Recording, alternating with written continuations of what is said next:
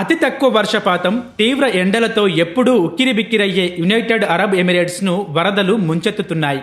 భారీ వర్షాలతో దుబాయ్లోని పలు ప్రాంతాల్లో జనజీవనం స్తంభించిపోయింది. 24 గంటల వ్యవధిలోనే 142 మిల్లీమీటర్ల రికార్డు స్థాయి వర్షపాతం నమోదైంది. ఎడారి దేశంలో కుండపోత వర్షాలకు కారణం క్లౌడ్ సీడింగ్ అనే అభిప్రాయాలు వ్యక్తమవుతున్నాయి. భూగర్భ జలాల సమస్యను తగ్గించడానికి చేసిన ప్రయత్నం కొత్త సమస్యను తెచ్చిపెట్టిందని నిపుణులు చెబుతున్నారు.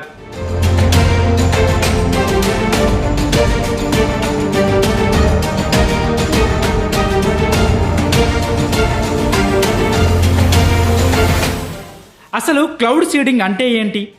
కరువు ప్రాంతాల్లో కృత్రిమ వర్షం కురిపించడానికి క్లౌడ్ సీడింగ్ చేస్తారు.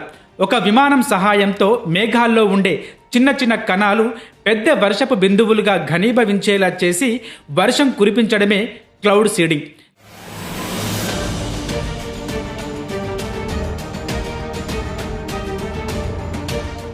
దీనివల్ల వర్షపాతం రేటును సంవత్సరానికి 10% నుంచి 30% వరకు పెంచే అవకాశం ఉంటుంది. క్లౌడ్ సీడింగ్ చేయడానికి డీసాలినేషన్ ప్రక్రియ కంటే చాలా తక్కువ ఖర్చు అవుతుంది. క్లౌడ్ సీడింగ్ పద్ధతులు: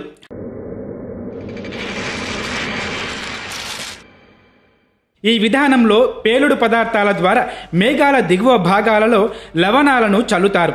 ఆ లవణాల కణాల్లో నీరు చేరడంతో వాటి పరిమాణం పెరిగి మేఘాలు వర్షిస్తాయి.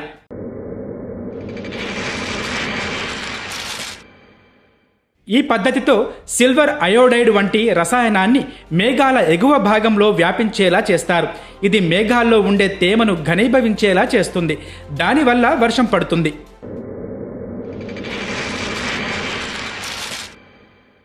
ఈ విధానంలో మేఘాల వద్ద గాలి ప్రవాహాన్ని పెంచుతారు. దానివల్ల మేఘాల్లో నీటి ప్రవాహం పెరిగి వర్షాలు కురుస్తాయి. అయితే ఈ ప్రక్రియ స్టాటిక్ క్లౌడ్ సీడింగ్ కంటే చాలా క్లిష్టంగా ఉంటుంది. ఈ మూడింటిలో ఏదో ఒక పద్ధతిని ఉపయోగించి కృత్రిమ వర్షాన్ని కురిపిస్తారు. అయితే యుఏఈ 1982లోనే కృత్రిమ వర్షాలు కురిపించే ప్రయత్నాలు మొదలుపెట్టింది.